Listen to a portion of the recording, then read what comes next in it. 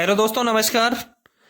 Way of math channel में आपका फिर से स्वागत है। मैं हूं एम के गुजर और इस वीडियो में हल करवा रहे हैं दक्षिणी पश्चिम रेलवे के मैसूर डिवीजन का दिनांक 7 जुलाई 2021 को स्टेशन मास्टर के पद पर जो चयन हुआ था उसके लिए जो पेपर लगा था, डिपार्टमेंटली विभागीय पेपर था, उसका हल करवा रहे हैं।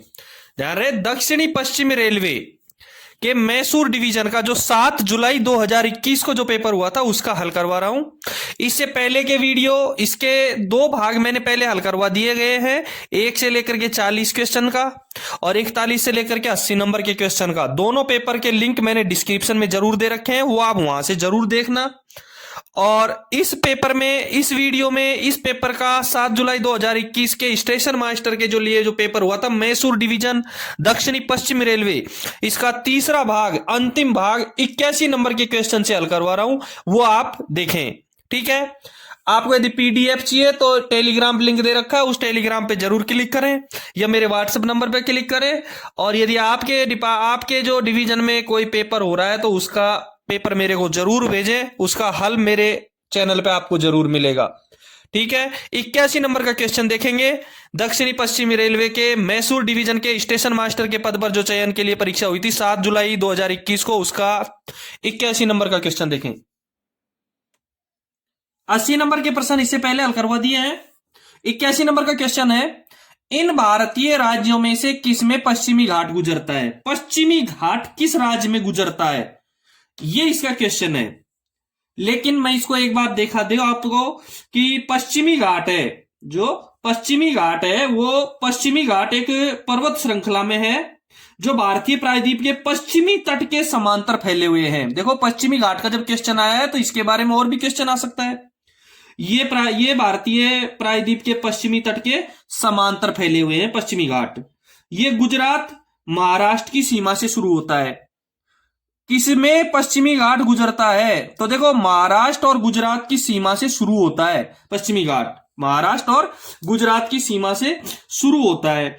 और महाराष्ट्र, गोवा, कर्नाटक, तमिलनाडु, महाराष्ट्र, गोवा, कर्नाटक, तमिलनाडु और केरल से होते हुए कन्याकुमारी में समाप्त हो जाता है। कहां से गुजरता है पश्चिमी घाट? ये जो पश्चिमी घाट है ना, ये महाराष्ट्र और गुजरात के बॉर्डर से यानी सीमा से शुरू होता है और गोवा, महाराष्ट्र, गोवा, कर्नाटक, तमिलनाडु और केरल से होते हुए कन्याकुमारी के में समाप्त हो जाता है। ठीक है, अब वर्ष 2012 में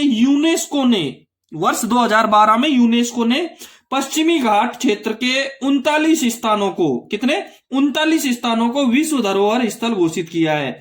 वर्ष 2012 में यूनेस्को ने पश्चिमी घाट क्षेत्र के 39 स्थानों को विश्व धरोहर स्थल घोषित किया है। पश्चिमी घाट का, इसे जो पश्चिमी घाट है इसका संस्कृत नाम रहेगा सह्याद्री पर्वत। कौन सा? सह्याद्री पर्वत रहेगा। इसलिए महाराष्ट्र, गुजरात और तमिलनाडु इसमें शामिल है, केवल तेलंगाना इसमें शामिल नहीं है। इसलिए 81 क्वेश्चन का आंसर रहेगा बी, तेलंगाना इसका आंसर रहेगा। मैंने क्लियर करवा दिया, पश्चिमी घाट महाराष्ट्र और गुजरात की सीमा से शुरू होकर के महाराष्ट्र, गोवा, कर्नाटक, तमिलनाडु और केरल से होते हुए कन्याकुमारी तक फैला हुआ है। ठीक है, ये क्लियर हो गया आपका पश्चिमी घाट। 81 नंबर का क्वेश्चन रहेगा बी, तेलंगाना। 82 नंबर का क्वेश्चन देखेंगे, भारत के लौह पुरुष के रूप में कौन विख्यात है? ए में दे रखा है लाल बहादुर शास्त्री, बी में दे रखा है सरदार वल्लभ भाई पटेल, सी में दे रखा है महात्मा गांधी और डी में दे रखा है डॉक्टर BR अम्बेडकर। देखो, ए में जो लाल बहादुर शास्त्री दे रखा है इसका उपनाम हम जानेंगे पंजाब केसरी। ए में जो दे रखा है लाल बहादुर शास्त्री, इसका उपनाम रहेगा पंजाब केसरी। बी में जो दे रखा है सरदार वल्लभ भाई पटेल, इसी को हम लौह पुरुष के नाम से जानते हैं। जो सरदार वल्लभ भाई पटेल है इसको हम किसके नाम से जानते हैं? लौह पुरुष के नाम से जानते हैं। दूसरी चीज, ये सरदार वल्लभ भाई पटेल को ये उपाधि महात्मा गांधी ने दी थी। सरदार वल्लभ भाई पटेल को यह उपाधि महात्मा गांधी ने दी थी। ठीक है, सी में रहेगा महात्मा गांधी। तो महात्मा गांधी को तो सब जानते ही हैं, गांधी जी, बापू, अर्धनंगा फकीर, दुनिया भर के बहुत सारे महात्मा गांधी जी के नाम है, उपनाम है। ठीक है, डॉक्टर BR अम्बेडकर का लिखेंगे संविधान के वास्तुकार या शिल्पकार भी कह सकते हैं इनको, वास्तुकार या शिल्पकार भी कह सकते हैं। ठीक है, 82 का क्वेश्चन का आंसर हो गया बी, सरदार वल्लभ भाई पटेल। 82 का आंसर रहेगा बी। 81 का भी बी था, 82 का भी बी रहेगा। 83 नंबर का क्वेश्चन देखेंगे, विजयनगर साम्राज्य की पहली राजधानी कौन सी थी? 83 नंबर के क्वेश्चन में है विजयनगर साम्राज्य की पहली राजधानी कौन सी थी? ए में दे रखा है ऑस्पेट, बी में दे रखा है हम्पी, सी में बीजापुर और डी में मैसूर दे रखा है। ध्यान रहे ये पेपर मैसूर डिवीजन का 7 जुलाई 2021 का पेपर है, स्टेशन मास्टर का। विजयनगर साम्राज्य की पहली राजधानी, इसका आंसर रहेगा बी हम्पी। हम्पी विजयनगर साम्राज्य की राजधानी थी। ध्यान रहे इसने 14वीं शताब्दी में, हम्पी ने 14वीं शताब्दी में, जब हम्पी के लिए आपका क्वेश्चन आ सकता है तो इसके बारे में और भी क्वेश्चन आ सकते हैं, ये ध्यान रहे। तो इसके बारे में हमको थोड़ा सा और बता देता हूं मैं आपको कि हम्पी ने 14वीं शताब्दी में विजयनगर साम्राज्य की राजधानी के रूप में कार्य किया है। हम्पी ने कौन सी में? 14वीं शताब्दी में विजयनगर साम्राज्य की राजधानी के रूप में काम किया है। ठीक है, हम्पी उत्तरी कर्नाटक में स्थित एक शहर है। हम्पी कहां है? कर्नाटका में, उत्तरी कर्नाटका का एक शहर था। हम्पी उत्तरी कर्नाटका का एक शहर था, इसलिए विजयनगर साम्राज्य की पहली राजधानी रहेगी हम्पी। 83 नंबर के क्वेश्चन का आंसर रहेगा बी। ठीक है, 84 नंबर का क्वेश्चन देखेंगे, निम्नलिखित में से कौन सी अरुणाचल प्रदेश की राजधानी है? अरुणाचल प्रदेश एक राज्य है भारत का, और भारत के अरुणाचल प्रदेश की राज्य की राजधानी कौन सी है? ए में ईटानगर, बी में दिसपुर, सी में इंफाल दे रखा है और डी में कोहिमा दे रखा है। मैं नंबर से बता देता हूं आपको। ईटानगर, ईटानगर अरुणाचल प्रदेश की राजधानी है। अरुणाचल प्रदेश की राजधानी क्या है? ईटानगर। ए इसका आंसर सही रहेगा। यह भी क्लियर करवा देता हूं, दिसपुर, दिसपुर आसाम की राजधानी है। दिसपुर किसकी राजधानी है? आसाम की राजधानी है।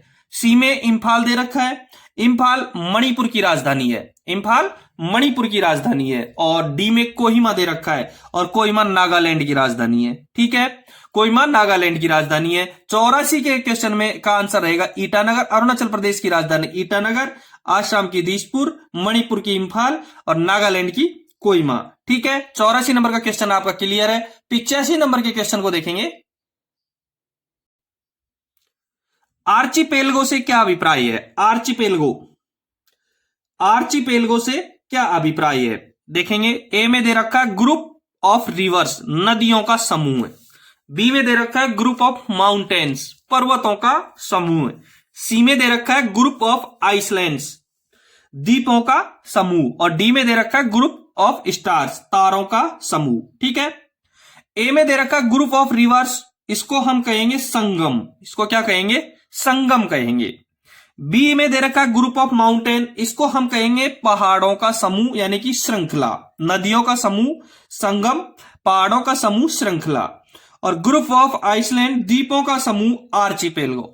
द्वीपों के समूह को क्या कहेंगे? आर्चिपेलगो। 85 नंबर के क्वेश्चन का आंसर रहेगा C, group of islands is equal to archipelago. ठीक है, डी में दे रखा है ग्रुप ऑफ स्टार, तारों का समूह, तारामंडल।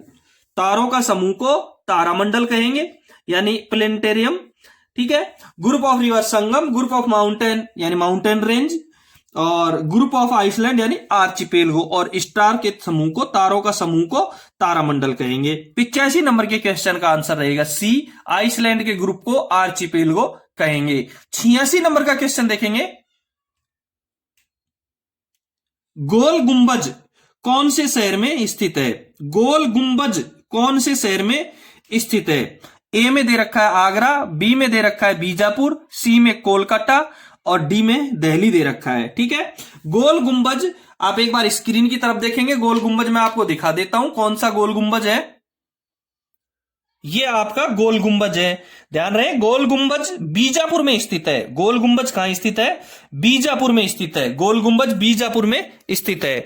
गोल गुंबज बीजापुर के सुल्तान मोहम्मद आदिल शाह का मकबरा है। जो ये गोल गुंबज आप देख रहे हैं, ये गोल गुंबज बीजापुर में स्थित है। दोबारा से मैं बता दूं आपको कि जब गोल गुंबज कौन से शहर में स्थित है तो इसके बारे में और भी क्वेश्चन आ सकते हैं, मैं इसके क्लियर करवा देता हूं आपको। गोल गुंबज बीजापुर के सुल्तान मोहम्मद आदिल शाह का मकबरा है। गोल गुंबद बीजापुर के सुल्तान मोहम्मद आदिल शाह का मकबरा है। यह बीजापुर कर्नाटक में स्थित है। बीजापुर कर्नाटक में स्थित है। ऊपर भी आपको एक हम्पी आया था, हम्पी, ये भी बीजापुर में स्थित, ये भी कर्नाटका में स्थित है और बीजापुर कर्नाटक में स्थित है। इसको फारसी वास्तुकार, जो ये मकबरा है गोल गुंबज बीजापुर के सुल्तान मोहम्मद आदिल शाह का मकबरा है, इसको फारसी वास्तुकार दाबुल के याकूत, फारसी वास्तुकार का नाम अच्छी तरह याद रहना, दाबुल के याकूत, दाबुल के याकूत, अच्छी तरह देख लो, दाबुल के याकूत ने 1656 ईस्वी में बनाया था। जो आप देख रहे हैं ये गोल गुंबज बीजापुर के सुल्तान मोहम्मद आदिल शाह का मकबरा है। ये बीजापुर कर्नाटक में स्थित है और इसको, इस गुंबज को, इस मकबरे को फारसी वास्तुकार दाबुल के याकूत ने 1656 में बनाया था। कब बनाया था? 1656 में। यदि आप चैनल पे नए हैं तो एक बार चैनल को सब्सक्राइब जरूर करना। मेरा उद्देश्य आपको इतना सरलता से और इतना अधिक बताने का मतलब है कि आपको कोई चीज है वो क्लियर हो जाए। जब आप मेरा वीडियो देखो उसी टाइम पे क्लियर करवाने का मेरा उद्देश्य है। ठीक है, गोल गुंबज आपका क्लियर हो गया। 86 नंबर के क्वेश्चन का आंसर रहेगा बी। 87 नंबर का क्वेश्चन देखेंगे। 87 नंबर के क्वेश्चन में मैसूर में कौन सा प्रसिद्ध पर्व है? मैसूर के एक पर्व का नाम बताना है आपको जो फेमस है। ए में शिवरात्रि दे रखा है, बी में होली दे रखा है और डी में दिवाली और सी में दिवाली और डी में दशहरा। मैसूर कौन सा राज्य, कौन सा प्रसिद्ध पर्व है? मैसूर का प्रसिद्ध पर्व दशहरा है। मैसूर का प्रसिद्ध पर्व है वो कौन सा है? दशहरा है। मैसूर का प्रसिद्ध पर्व दशहरा है। 87 के क्वेश्चन का आंसर रहेगा डी, दशहरा। दूसरी चीज, मैसूर में जो दशहरे का आयोजन है वो सबसे पहले 1610 में आयोजित किया गया था। मैसूर में जो दशहरे का जो प्रसिद्ध पर्व है उसका आयोजन 1610 में किया गया था। सबसे पहले मैसूर में दशहरे का आयोजन सबसे पहले 1610 में किया गया था। ठीक है, इस त्योहार को यहां मनाने की जो शुरुआत है, दशहरे को मैसूर में मनाने की जो शुरुआत है वो 15वीं शताब्दी में, कब? 15वीं शताब्दी में दक्षिण के सबसे शक्तिशाली राजवंश विजयनगर ने की थी। मैसूर में इस त्योहार को मनाने की शुरुआत 15वीं शताब्दी में दक्षिण के सबसे शक्तिशाली राजवंश विजयनगर ने की थी। इसलिए मैसूर का सबसे प्रसिद्ध पर्व रहेगा दशहरा। 87 के क्वेश्चन का आंसर रहेगा डी। 88 नंबर का क्वेश्चन देखेंगे। 88 नंबर का क्वेश्चन है, भारत की कोकिला के रूप में किसे जाना जाता है? भारत की कोकिला, एक भारत कोकिला भी थी, स्वर कोकिला, ये भारत कोकिला और एक स्वर कोकिला। बहुत बार क्वेश्चन आया है बीकानेर डिवीजन का, जो 2021-22 के जनवरी और मार्च में जो संट मास्टर के 8 जनवरी को और 12 जनवरी को और 8 मार्च को जो पेपर हुए थे उसमें स्वर कोकिला क्वेश्चन आया हुआ है। और इसमें भारत की कोकिला पहले में दे रखा है मिसेज सरोजनी नायडू, बी में दे रखा है मिसेज ममता बनर्जी, सी में दे रखा है मिसेज इंदिरा गांधी और डी में दे रखा है मिसेज सुब्बू लक्ष्मी। ठीक है, इसका आंसर रहेगा ए। भारत की कोकिला मिसेज सरोजनी नायडू को जाना जाता है। सरोजनी नायडू भारतीय राष्ट्रीय कांग्रेस की अध्यक्ष, सरोजनी नायडू भारतीय राष्ट्रीय कांग्रेस की अध्यक्ष बनने वाली और भारतीय राज्य गवर्नर नियुक्त होने वाली पहली भारतीय महिला थी। ध्यान रहे, सरोजनी नायडू भारतीय राष्ट्रीय कांग्रेस की अध्यक्ष बनने वाली और भारतीय राज्य गवर्नर नियुक्त होने वाली पहली भारतीय महिला थी। स्वर कोकिला के नाम से लता मंगेशकर को जाना जाता है। भारत की कोकिला के रूप में मिसेज सरोजनी नायडू यानी कि सरोजनी नायडू को जाना जाता है और स्वर कोकिला के नाम से लता मंगेशकर को जाना जाता है। ठीक है, 88 नंबर के क्वेश्चन का आंसर रहेगा ए। 89 नंबर का क्वेश्चन देखेंगे। 89 नंबर के क्वेश्चन में है, गीतांजलि किसने लिखा था? गीतांजलि किसने लिखा था? मिस्टर रविंद्रनाथ टैगोर, लाला लाजपत राय, सरदार वल्लभ भाई पटेल और बंकिम चंद्र चटर्जी। ठीक है, गीतांजलि के लेखक हैं रविंद्रनाथ टैगोर। ध्यान रहे, इस महान रचना के लिए रविंद्रनाथ टैगोर की गीतांजलि के लिए 1913 में साहित्य का नोबेल पुरस्कार मिला था। रविंद्रनाथ टैगोर को 1913 में गीतांजलि के लिए नोबेल पुरस्कार मिला था। तो गीतांजलि के लेखक हो गए रविंद्रनाथ टैगोर। ठीक है, 90 नंबर का क्वेश्चन देखेंगे। महात्मा मोहनदास करमचंद गांधी का जन्म कब हुआ था? महात्मा मोहनदास करमचंद गांधी का जन्म हुआ था अक्टूबर 2 1896, अक्टूबर 3 1879, अक्टूबर 2 1869, अक्टूबर 3 1880। आंसर रहेगा सी। महात्मा करमचंद गांधी का जन्म, महात्मा मोहनदास करमचंद गांधी का जन्म 2 अक्टूबर 1869 को हुआ था। ध्यान रहे, इनकी मृत्यु, जब जन्म का आ गया तो मृत्यु का भी क्वेश्चन हो सकता था। 30 जनवरी 1948 में हुई थी। महात्मा गांधी जी की मृत्यु 30 जनवरी 1948 को हुई थी। इनका जन्म पोरबंदर में हुआ था। इनका, महात्मा गांधी का जन्म पोरबंदर नामक स्थान पर।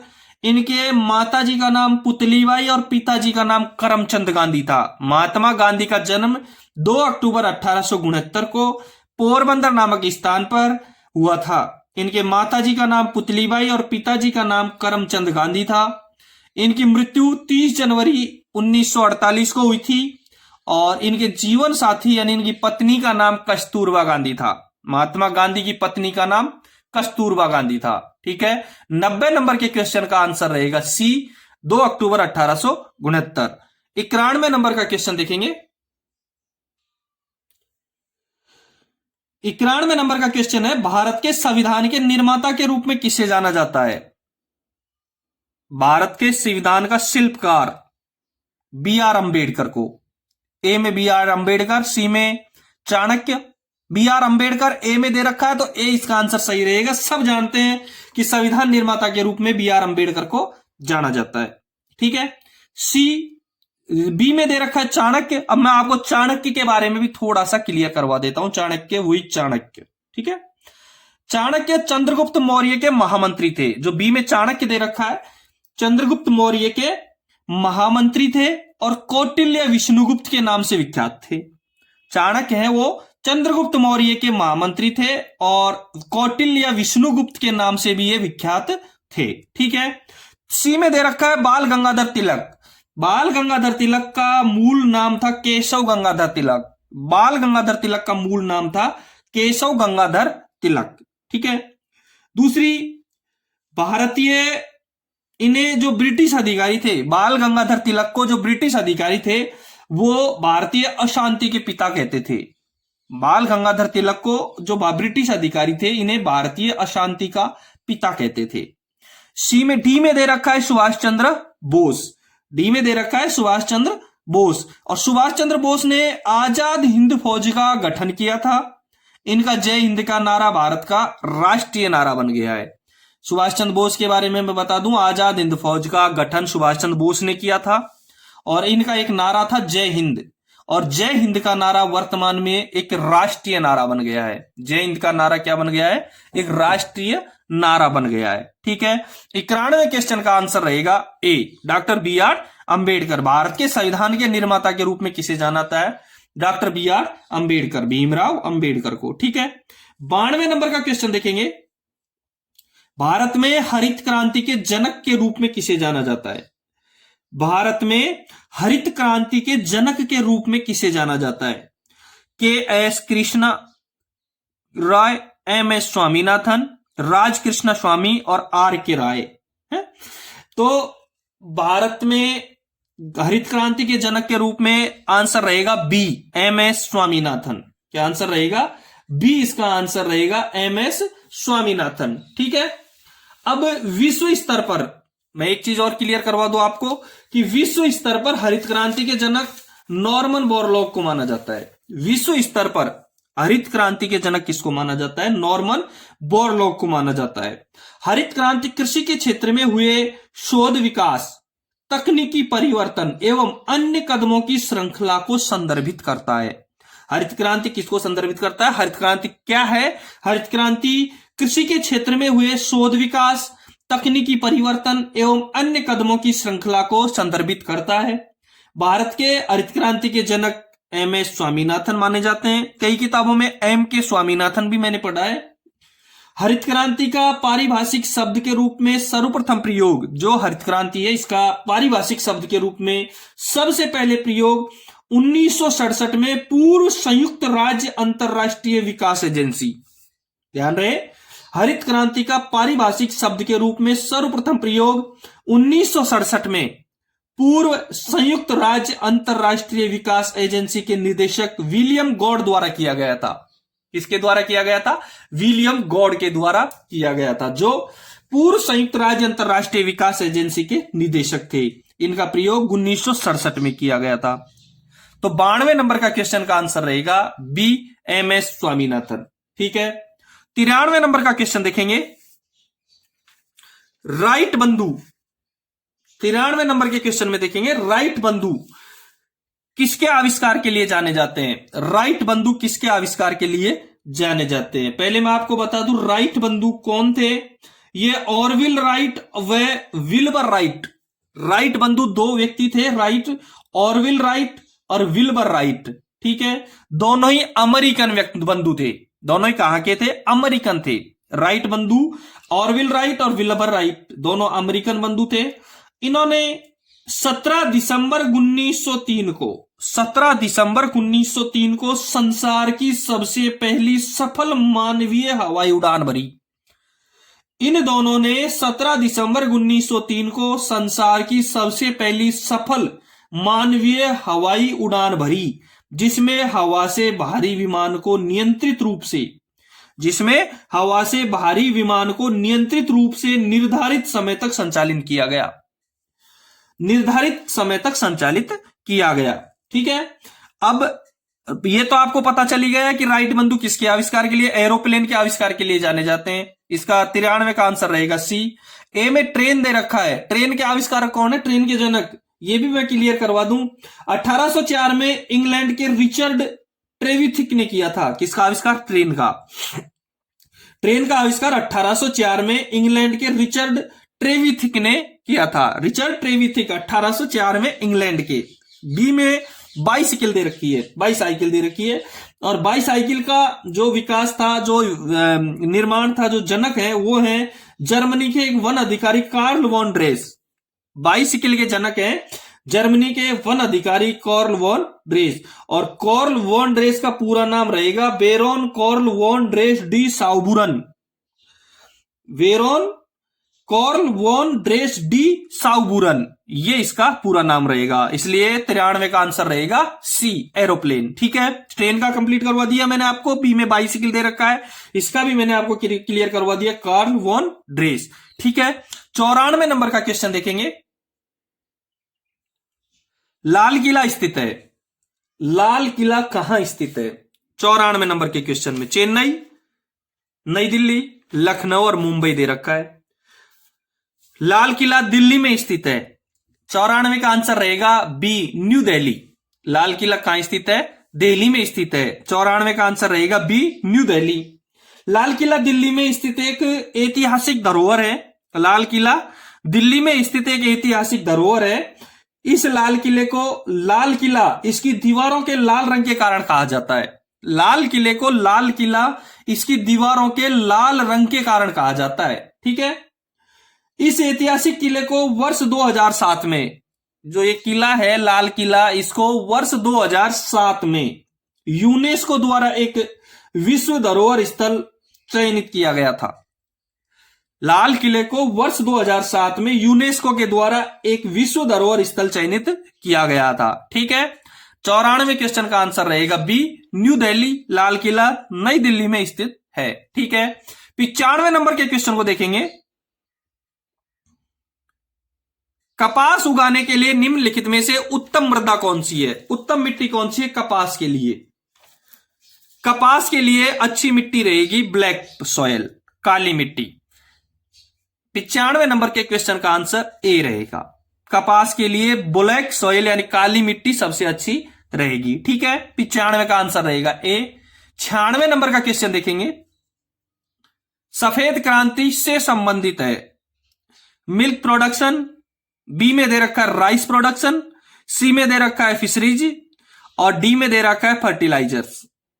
सफेद क्रांति किससे संबंधित है? मैं सारी क्रांतियां बता देता हूं, मेरे पास जो मेरी जानकारी में उन क्रांतियों को पूरी सबको बता देता हूं। यदि सफेद क्रांति में यदि आपके पास आ गया तो दूसरी क्रांतियों का भी क्वेश्चन आ सकता था, इसलिए हमको पूरी क्रांतियों को एक बार नजर में निकाल लेना चाहिए। ठीक है, सफेद क्रांति मिल्क प्रोडक्शन, दूध उत्पादन के लिए, इसलिए 96 का आंसर रहेगा ए। 96 का आंसर रहेगा ए, सफेद क्रांति दुग्ध उत्पादन के लिए। राइस प्रोडक्शन यानी चावल के उत्पादन के लिए, जो बी में दे रखा है चावल के उत्पादन के लिए जो क्रांति है वो भी मैं बताऊंगा आपको। और फिश मछली के लिए और खेती के लिए। देखो सबसे पहले सफेद क्रांति दुग्ध उत्पादन के लिए, हरित क्रांति खाद्यान्न के लिए। हरित क्रांति किसके लिए प्रसिद्ध है? खाद्यान्न के लिए।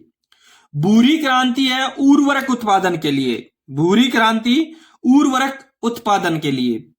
रजत क्रांति अंडा उत्पादन के लिए, भूरी क्रांति उर्वरक उत्पादन के लिए, रजत क्रांति अंडा उत्पादन के लिए, नीली क्रांति मत्स्य उत्पादन के लिए। रजत क्रांति अंडा उत्पादन के लिए और नीली क्रांति मत्स्य उत्पादन के लिए। पीली क्रांति तिलहन उत्पादन के लिए रहेगी। पीली क्रांति किसके लिए? तिलहन उत्पादन के लिए।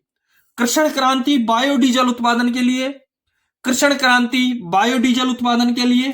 लाल क्रांति टमाटर या मांस उत्पादन के लिए, लाल क्रांति टमाटर या मांस उत्पादन के लिए। गुलाबी क्रांति झींगा मछली के उत्पादन के लिए, गुलाबी क्रांति रहेगी झींगा मछली के उत्पादन के लिए। बादामी क्रांति मसाला उत्पादन के लिए, बादामी क्रांति किसके लिए? मसाला उत्पादन के लिए। सुनहरी क्रांति फल उत्पादन के लिए, सुनहरी क्रांति रहेगी फल उत्पादन के लिए। और अमृत क्रांति रहेगी नदी जोड़ो परियोजनाओं के लिए, अमृत क्रांति नदी जोड़ो परियोजनाओं के लिए। मैं ये क्रांति बोल रहा हूं, आप अच्छी तरह या तो किसी कागज में नोट कर लेना या इसको अच्छी तरह समझ लेना। यदि सफेद क्रांति का क्वेश्चन आ गया तो किसी भी क्रांति का क्वेश्चन आ सकता है। सुनहरी क्रांति फल उत्पादन के लिए और अमृत क्रांति रहेगी नदी जोड़ो परियोजनाओं के लिए। और इंद्रधनुषी क्रांति समन्वित कृषि क्रांति है। इंद्रधनुष क्रांति, इंद्रधनुषी क्रांति समन्वित कृषि क्रांति के लिए उपयुक्त है। ठीक है, सफेद क्रांति का आंसर रहेगा मिल्क प्रोडक्शन, दुग्ध उत्पादन के लिए। क्वेश्चन नंबर 97 देखेंगे। कौटिल्य अथवा चाणक्य किसके प्रधानमंत्री थे? कौटिल्य अथवा चाणक्य किसके प्रधानमंत्री थे? इसका आंसर रहेगा चंद्रगुप्त मौर्य के प्रधानमंत्री थे। किसके? चंद्रगुप्त मौर्य के प्रधानमंत्री थे। चाणक्य या कौटिल्य? चंद्रगुप्त मौर्य के महामंत्री थे, प्रधानमंत्री थे। इनको विष्णुगुप्त के नाम से भी जाना जाता है। कौटिल्य अथवा चाणक्य को विष्णुगुप्त के नाम से भी जाना जाता है। ठीक है, 97 का आंसर रहेगा ए। 98 नंबर का क्वेश्चन देखेंगे। भारत छोड़ो आंदोलन कब प्रारंभ हुआ था? भारत छोड़ो आंदोलन ये कब प्रारंभ हुआ था? भारत छोड़ो आंदोलन 8 अगस्त 1942 को आरंभ हुआ था। भारत छोड़ो आंदोलन 8 अगस्त 1942 को आरंभ हुआ था। यह गांधी जी के 3 सबसे बड़े आंदोलनों में से एक था। भारत छोड़ो आंदोलन गांधी जी के 3 सबसे बड़े आंदोलनों में से एक था। कौन कौन से आंदोलन थे उनके सबसे बड़े? देखो 1942 का तो भारत छोड़ो आंदोलन, 1920-22 का असहयोग आंदोलन और 1930 का सविनय अवज्ञा आंदोलन। गांधी जी के जो 3 बड़े आंदोलन थे उनमें से एक था भारत छोड़ो आंदोलन। जो भारत छोड़ो आंदोलन तो 1942 का था, असहयोग आंदोलन 1920-22 में हुआ और सविनय अवज्ञा आंदोलन 1930 में हुआ। तो 8 अगस्त 1942 को भारत छोड़ो आंदोलन का प्रारंभ हुआ। इस आंदोलन को अगस्त क्रांति के नाम से भी जाना जाता है। जो भारत छोड़ो आंदोलन था इसको अगस्त क्रांति के नाम से भी जाना जाता है। इस आंदोलन के प्रस्ताव पास होने के बाद, इस आंदोलन के प्रस्ताव को पास होने के बाद गांधी जी ने करो या मरो का नारा दिया था। भारत छोड़ो आंदोलन का प्रस्ताव पास होने के बाद में गांधी जी ने करो या मरो का नारा दिया था। यानी 1942 में गांधी जी ने करो या मरो का नारा दिया था। यानी डू और डाई, करो या मरो, डू और डाई, या तो कुछ करो या फिर वो आप समझ लेना। 99 का नंबर का क्वेश्चन देखेंगे। इससे पहले मैं आपको एक बार बता दूं, यदि आपने चैनल को सब्सक्राइब नहीं किया है तो एक बार चैनल को सब्सक्राइब जरूर करें। यदि आपको किसी भी प्रकार की पीडीएफ चाहिए तो मेरे टेलीग्राम लिंक पे क्लिक करें या व्हाट्सएप करें। यदि आपके डिवीजन में कोई पेपर हुआ है तो मेरे को टेलीग्राम या व्हाट्सएप करके जरूर भेजें। 99 नंबर का क्वेश्चन देखेंगे। भारतीय सेना के सुप्रीम कमांडर कौन है? भारतीय सेना के सुप्रीम कमांडर कौन है? ए में the defence minister of India, B में the prime minister of India, the chief of defence staff of India, और डी में दे रखा है द प्रेसिडेंट ऑफ इंडिया यानी राष्ट्रपति। भारत का राष्ट्रपति डी में दे रखा है और डी का ही आंसर आपका सही है। और वर्तमान में आज भारत का राष्ट्रपति है द्रौपदी मुर्मू। भारत का राष्ट्रपति रहे द्रौपदी मुर्मू। ठीक है, भारत का सेना का बल के सुप्रीम कमांडर राष्ट्रपति को कहेंगे, जो है द्रौपदी मुर्मू। और मैं थोड़ा सा क्लियर करवा दूं, आज थल सेना अध्यक्ष हैं जनरल मनोज पांडे। थल सेना अध्यक्ष कौन है? जनरल मनोज पांडे। नौसेना प्रमुख है एडमिरल आर हरि कुमार। आज की तारीख में नौसेना प्रमुख है एडमिरल आर हरि कुमार। और वायुसेना प्रमुख है air chief marshal V R Chaudhary. वायुसेना के प्रमुख हैं air chief marshal V R Chaudhary. ठीक है, 99वें क्वेश्चन का आंसर रहेगा D, the president of India. भारतीय सेना बल के सुप्रीम कमांडर कौन है? The president of India. 100 number का क्वेश्चन देखेंगे। भारत के किस राज्य में स्टैच्यू ऑफ यूनिटी स्थित है? भारत के किस राज्य में स्टैच्यू ऑफ यूनिटी स्थित है? दिल्ली, गुजरात, महाराष्ट्र और तमिलनाडु। ये statue of unity Sardar Vallabh भाई पटेल के लिए बनाई गई है। आप एक बार स्क्रीन पर देखें, मैं आपको क्लियर करवा दूं बिल्कुल स्टैच्यू ऑफ यूनिटी का। देखें स्क्रीन पर, आप जो स्क्रीन पर देख रहे हैं ये स्टैच्यू ऑफ यूनिटी का चित्र है। स्टैच्यू ऑफ यूनिटी गुजरात में प्रसिद्ध सरदार सरोवर बांध से लगभग 3.5 किलोमीटर नीचे की ओर नर्मदा नदी में साधु बेट द्वीप पर विंध्याचल और सतपुड़ा पर्वतमाला के बीच में स्थित है। स्टैच्यू ऑफ यूनिटी गुजरात में प्रसिद्ध सरदार सरोवर बांध से लगभग 3.5 किलोमीटर नीचे की ओर नर्मदा नदी में साधु बेट द्वीप पर विंध्याचल और सतपुड़ा पर्वतमाला के बीच स्थित है। ये भारत के प्रथम उप प्रधानमंत्री तथा प्रथम गृह मंत्री, ध्यान रहे, ये भारत के प्रथम उप प्रधानमंत्री तथा प्रथम गृह मंत्री वल्लभ भाई पटेल को समर्पित एक स्मारक है। ये प्रथम उप प्रधानमंत्री और प्रथम गृह मंत्री सरदार वल्लभ भाई पटेल को समर्पित एक स्मारक है जो भारतीय राज्य गुजरात में स्थित है। कहां स्थित है ये?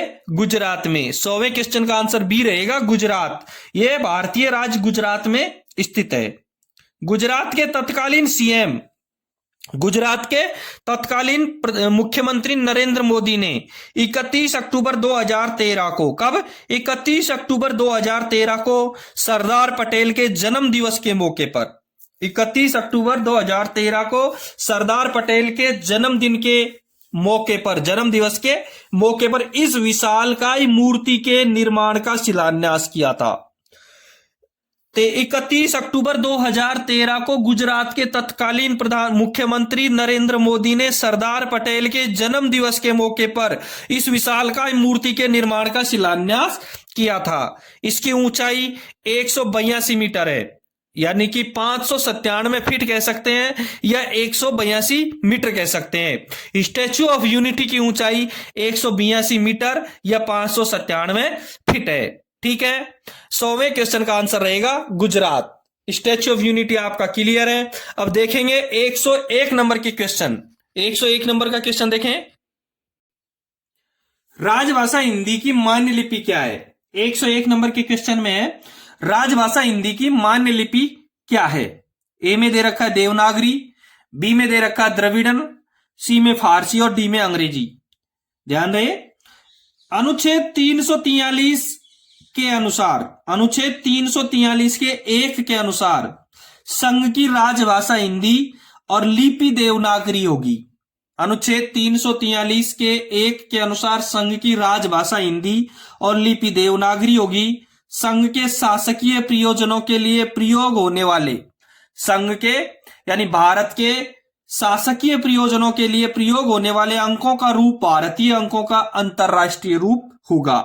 इसलिए 101 के नंबर के क्वेश्चन का आंसर रहेगा ए। 101 नंबर के क्वेश्चन का आंसर रहेगा ए। राजभाषा हिंदी की मान्य लिपि देवनागरी रहेगी। ठीक है, 101 का ए आंसर सही रहेगा। ध्यान रहे, प्रत्येक पेपर में 10 क्वेश्चन हिंदी राजभाषा के जरूर आते हैं, वो आप क्लियर कर लेना। इसमें 100 नंबर के क्वेश्चन तक थे, अब 101 से लेकर के 110 नंबर के क्वेश्चन राजभाषा हिंदी के हैं। ठीक है, 101 नंबर का क्वेश्चन का आंसर ए रहेगा। 102 नंबर का क्वेश्चन देखें, राजभाषा नीति के अनुरूप देश को कितने क्षेत्रों में बांटा गया है? राजभाषा नीति के अनुरूप देश को कितने क्षेत्रों में बांटा गया है? ठीक है, राजभाषा नीति के अनुरूप देश को कितने क्षेत्रों में बांटा गया है? ए में 5, बी में 7 दे रखा है, सी में 3 दे रखा है और डी में 4 दे रखा है। आप एक बार स्क्रीन की तरफ देखेंगे, स्क्रीन पर 3 चित्र दिखाई दे रखे हैं आपको, और एक में क क्षेत्र है, दूसरे चित्र में ख और तीसरे में ग क्षेत्र है। ठीक है, क क्षेत्र में जो दे रखे हैं वो देखें, राजभाषा नीति के अनुरूप देश को 3 भागों में बांटा गया है। तीनों के तीनों आपको दिखा रखे हैं। क क्षेत्र में है बिहार, हरियाणा, हिमाचल प्रदेश, मध्य प्रदेश, छत्तीसगढ़, झारखंड, उत्तराखंड, राजस्थान, उत्तर प्रदेश और अंडमान निकोबार द्वीप समूह और दिल्ली क क्षेत्र में आपको दिखाई दे रहे हैं। इसी प्रकार से ख क्षेत्र की तरफ देखेंगे, ख में आपको दिखाई दे रहे हैं गुजरात, महाराष्ट्र, पंजाब, चंडीगढ़, दमन और दीव और दादरा नगर हवेली। ठीक है, ग क्षेत्र में आपको इनके अतिरिक्त जो भी बच गए क्षेत्र वो किस क्षेत्र में आएंगे? ग में आएंगे। वो किस क्षेत्र में आएंगे? ग क्षेत्र में आएंगे। ठीक है, राजभाषा नीति के अनुरूप देश को कितने क्षेत्रों में बांट दिया? 3 क्षेत्रों में बांट दिया। क, ख और ग, इनके स्टेट जो दे रखे हैं वो आपकी स्क्रीन पे दे रखे हैं और मैंने बोल कर ये भी बता दिए हैं। ये क्लियर हो गया। 103 नंबर का क्वेश्चन देखेंगे, देखें 103 नंबर के क्वेश्चन में राजभाषा नियम कब पारित हुआ था? 1978 दे रखा है, 1975, 1976, 1977 दे रखे हैं। राजभाषा नियम कब पारित हुआ था? इसका आंसर रहेगा सी, 1976 में। 103 नंबर के क्वेश्चन का आंसर रहेगा सी, 1976 में। ठीक है, 104 नंबर का क्वेश्चन देखेंगे, राजभाषा अधिनियम की धारा 3(3) किस वर्ष से प्रभावी हुई थी? 104 नंबर के क्वेश्चन में दे रखा है, राजभाषा अधिनियम की धारा 3(3) किस वर्ष से प्रभावी हुई थी? इसका आंसर रहेगा 1965। राजभाषा अधिनियम की धारा 3(3) किस वर्ष से प्रभावी हुई थी? 1965 से। आंसर रहेगा ए, 1965। ध्यान रहे, 26 जनवरी 1965 से प्रभावी हुई थी। राजभाषा अधिनियम की धारा 3(3) 26 जनवरी 1965 से प्रभावी हुई थी। इस अधिनियम को राजभाषा अधिनियम 1963 भी कहा जाता है। जो राजभाषा अधिनियम की धारा 3(3) प्रभावी हुई थी, इस अधिनियम को, जिस अधिनियम के तहत ये प्रभावी हुई थी, इस अधिनियम को राजभाषा अधिनियम 1963 भी कहा जाता है। क्या कहा जाता है? राजभाषा अधिनियम 1963 कहा जाता है। ठीक है, 104 नंबर के क्वेश्चन का आंसर रहेगा ए, 1965। 105 नंबर का क्वेश्चन देखेंगे, हिंदी दिवस कब मनाया जाता है? हिंदी दिवस कब मनाया जाता है? हिंदी दिवस कब मनाया जाता है? ए में 16 मार्च, बी में 14 सितंबर, सी में 26 नवंबर और डी में 22 जून। ठीक है, मैं क्लियर करवा दूं कि भारत में हिंदी दिवस 14 सितंबर को मनाया जाता है। भारत में हिंदी दिवस 14 सितंबर को मनाया जाता है। साल 1949 में, कब? साल 1949 में 14 सितंबर के दिन ही संविधान सभा द्वारा हिंदी को राजभाषा का दर्जा दिया गया था। साल 1949 में 14 सितंबर के दिन ही संविधान सभा द्वारा हिंदी को राजभाषा का दर्जा दिया गया था। दूसरी चीज एक क्लियर और करवा दूं कि अंतरराष्ट्रीय हिंदी दिवस 10 जनवरी को मनाया जाता है। एक तो भारत का हिंदी दिवस 14 सितंबर को मनाया जाता है, एक अंतरराष्ट्रीय हिंदी दिवस और होता है जो 10 जनवरी को मनाया जाता है, क्योंकि इसी दिन 10 जनवरी 1975 में नागपुर में पहले विश्व हिंदी सम्मेलन किया गया था। इसी दिन 10 जनवरी 1975 में नागपुर में पहले विश्व हिंदी सम्मेलन का आयोजन किया गया था, जिसमें 30 देशों के 122 प्रतिनिधियों ने भाग लिया था। अंतरराष्ट्रीय हिंदी दिवस 10 जनवरी को मनाया जाता है क्योंकि 10 जनवरी 1975 को नागपुर में पहला विश्व हिंदी सम्मेलन का आयोजन किया गया था, जिसमें 30 देशों के 122 प्रतिनिधियों ने भाग लिया था। सम्मेलन का उद्देश्य दुनिया भर में हिंदी भाषा को बढ़ावा देना था। जो विश्व हिंदी सम्मेलन का आयोजन किया गया था उसका उद्देश्य हिंदी भाषा को बढ़ावा देना था। इसकी वर्षगांठ के उपलक्ष्य में इसे हर साल 10 जनवरी को मनाया जाता है। विश्व हिंदी सम्मेलन के वर्षगांठ के रूप में उपलक्ष्य में विश्व हिंदी दिवस 10 जनवरी को हर साल मनाया जाता है और हिंदी दिवस 14 सितंबर को भारत में मनाया जाता है। इसलिए 105 नंबर के क्वेश्चन का आंसर रहेगा बी 14 सितंबर। 105 नंबर के क्वेश्चन का आंसर रहेगा बी 14 सितंबर। ठीक है, 106 नंबर का क्वेश्चन देखेंगे। राजभाषाओं की कुल संख्या है। राजभाषाओं की कुल संख्या है, सबको पता है, खूब कई बार पढ़ा दिया मैंने, कई बार, हमेशा लगभग हर पेपर में आता है कि राजभाषाओं की कुल संख्या 22 है। राजभाषाओं की कुल संख्या 22 है। कौन कौन सी है ये भी मैं आपको क्लियर करवा देता हूं। असमिया, ये 22 भाषाएं 8वीं अनुसूची में शामिल की गई हैं संविधान की। ये 22 भाषाएं जो संविधान की 8वीं अनुसूची में शामिल की गई हैं, कौन कौन सी हैं? असमिया, बांग्ला, गुजराती, हिंदी, कन्नड़, कश्मीरी, कोंकणी, मलयालम, मणिपुरी, मराठी, नेपाली, ओडिया, पंजाबी, संस्कृत, सिंधी, तमिल, तेलुगु, उर्दू, बोडो, संथाली, मैथिली व डोगरी। ये 22 राजभाषाएं हैं जो संविधान की 8वीं अनुसूची में सम्मिलित की गई हैं। ठीक है, 106 नंबर के क्वेश्चन का आंसर रहेगा सी 22। 107 नंबर का क्वेश्चन देखेंगे। 107 नंबर के क्वेश्चन में है, केंद्रीय हिंदी समिति के अध्यक्ष कौन है? केंद्रीय हिंदी समिति के अध्यक्ष कौन है? 107 नंबर का क्वेश्चन में है, president, prime minister, home minister और रेल मिनिस्टर। केंद्रीय हिंदी समिति के अध्यक्ष होम मिनिस्टर होते हैं, प्रधानमंत्री पीएम होते हैं। केंद्रीय हिंदी समिति के अध्यक्ष प्राइम मिनिस्टर होते हैं। कौन होते हैं? प्राइम मिनिस्टर होते हैं। अभी कुछ दिन पहले जो 24 तारीख थी, 24 जनवरी 2023 को केंद्रीय हिंदी समिति की मीटिंग हुई थी जिसका अध्यक्ष प्राइम मिनिस्टर था। अभी 24 जनवरी 2023 को प्राइम मिनिस्टर के द्वारा केंद्रीय हिंदी समिति की मीटिंग की गई थी। ठीक है, 107 नंबर के क्वेश्चन का आंसर रहेगा बी, प्राइम मिनिस्टर। 108 नंबर का क्वेश्चन देखेंगे। संघ एवं संसद के प्रयोग